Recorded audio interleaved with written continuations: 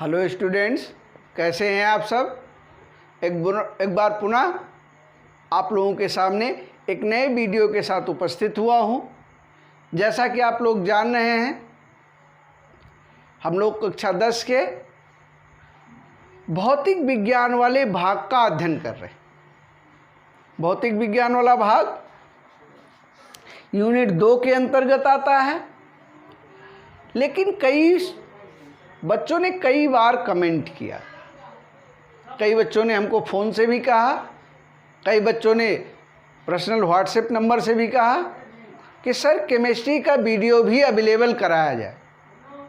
आज हम केमिस्ट्री के एक इंट्रोडक्टरी वीडियो के साथ आपके सामने उपस्थित हुए। इसके बाद फिर केमिस्ट्री के एक एक वीडियो आपके सामने वो भी पुनः आते जाएंगे। इससे पहले आप यदि हमारे चैनल को सब्सक्राइब नहीं किए हैं तो सब्सक्राइब जरूर कर लीजिए। इससे होगा क्या कि आपको वीडियो ढूंढने की आवश्यकता नहीं होगी, वो आपको जैसे ही अपलोड हम करेंगे तुरंत ही उसकी सूचना आपको हो जाएगी। तो इसके लिए बेल आइकन भी जरूर दबा दीजिए। आइए थोड़ा सा इंट्रोडक्शन ले लेते हैं रसायन शास्त्र। जैसा कि हमने आपको बताया कि भौतिक विज्ञान में हम यूनिट नंबर 2 का अध्ययन कर रहे हैं, लेकिन हम रसायन के अंतर्गत विज्ञान में आपके जो रसायन शास्त्र है वो पहली यूनिट के अंतर्गत ही दिया गया, फर्स्ट यूनिट है इसकी। इस नाम से है रासायनिक पदार्थ प्रकृति एवं व्यवहार के नाम से वो यूनिट है, जो 20 अंकों, जिसके लिए 20 अंक निर्धारित किए। इसको छोटे छोटे सब यूनिट्स में भी बांटा गया है। पहली यूनिट है रासायनिक अभिक्रियाएं एवं उनके व्यवहार, उनके प्रकार। अब रासायनिक अभिक्रिया एवं उनके प्रकार, विभिन्न प्रकार की रासायनिक अभिक्रियाएं होती कैसे हैं। दो पदार्थ जब आपस में मिलाए जाते हैं तो वो मिलकर के नया पदार्थ बनाते हैं, इसी को हम क्या कहते हैं, रासायनिक प्रक्रिया कहते हैं। वह किस प्रकार से बनते हैं, कौन से पदार्थ को मिलाने के बाद कौन सा पदार्थ बनता है, किस प्रकार की अभिक्रिया होगी, उसमें ऊष्मा निकलेगी कि नहीं निकलेगी, उसमें नया पदार्थ बनेगा कि नहीं बनेगा। नया पदार्थ बनेगा तो मिलाने के बाद एक ही पदार्थ बनेगा या दो पदार्थ बनेंगे,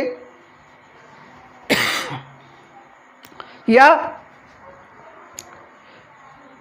एक पदार्थ बनेगा पुनः टूट जाएगा, पुनः दूसरे पदार्थ में कन्वर्ट हो जाएगा। तो इस सब का यानी रासायनिक अभिक्रिया में जितना भी है, जो कुछ भी, उसका अध्ययन हम इसके अंतर्गत करते हैं। रासायनिक अभिक्रियाएं एवं उनके प्रकार में बहुत सारी अभिक्रियाएं हैं, जैसे योगात्मक अभिक्रिया, प्रतिस्थापन अभिक्रिया, उत्क्रमणीय अभिक्रिया, अनुत्क्रमणीय अभिक्रिया, ऊष्मीय वियोजन अभिक्रिया, वैद्युत वियोजन अभिक्रिया। ठीक है, तो ये इन सारी अभिक्रियाओं के विषय में हम अध्ययन करते हैं। इसके अतिरिक्त रासायनिक समीकरण को संतुलित करना, वो भी हम इसके अंतर्गत अध्ययन करते हैं। रासायनिक समीकरण की परिभाषा क्या है, वो भी हम इसके अंतर्गत अध्ययन करते हैं। दूसरा है अम्ल, क्षार तथा लवण।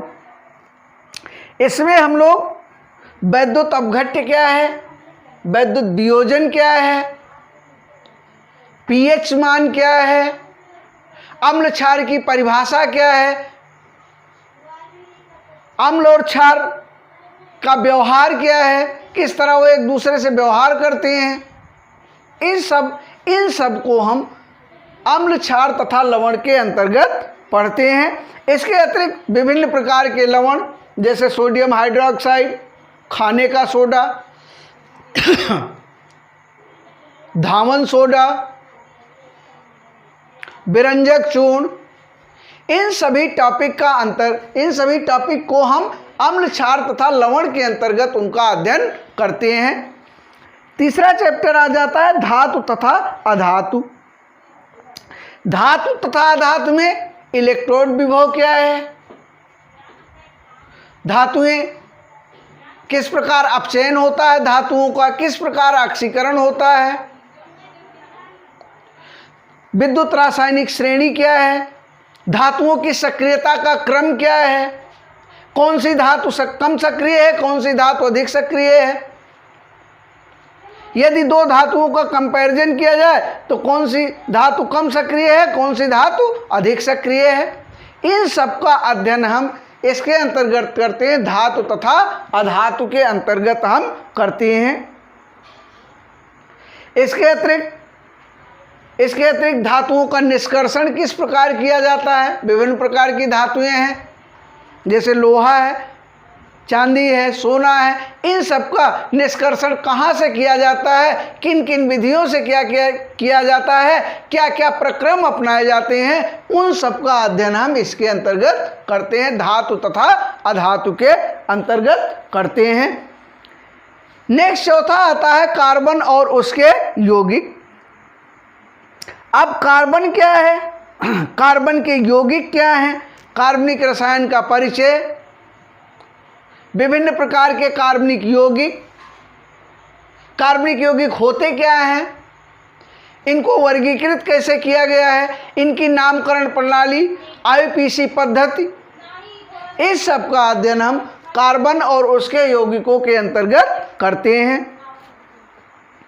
हाइड्रोकार्बन्स क्या हैं, विभिन्न कार्बनिक यौगिकों के निर्माण की विधि क्या है, विभिन्न कार्बनिक यौगिकों के भौतिक गुण क्या हैं, उनके रासायनिक गुण क्या हैं, उन सब का अध्ययन हम करते हैं।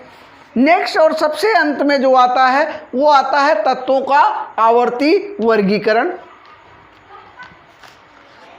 तत्वों का आवर्ती वर्गीकरण, देखिए विभिन्न प्रकार के तत्व खोजे गए, लगभग अब तक 117-18 प्रकार के तत्व खोजे गए। उनको किस क्रम में रखा जाए, उनका अध्ययन कैसे किया जाए, उसके लिए क्या क्या वैज्ञानिकों ने विधियां अपनाई, उनको वर्गीकृत कैसे किया गया, इसी आधार पर आवर्त सारणी कैसे बनी, मेंडलीव की आवर्त सारणी, मेंडलीव की संशोधित आवर्त सारणी, आधुनिक आवर्त सारणी और दीर्घाकार आवर्त सारणी। तो इस सब का अध्ययन हम तत्वों के आवर्ती वर्गीकरण के अंतर्गत करते हैं। ये मुख्य रूप से 5 टॉपिक हैं इस यूनिट में, इन सब का अध्ययन करते हैं। अगले वीडियो में हम लोग रासायनिक अभिक्रिया एवं उनके प्रकार से शुरुआत करेंगे। इसलिए आपको ये जानना जरूरी है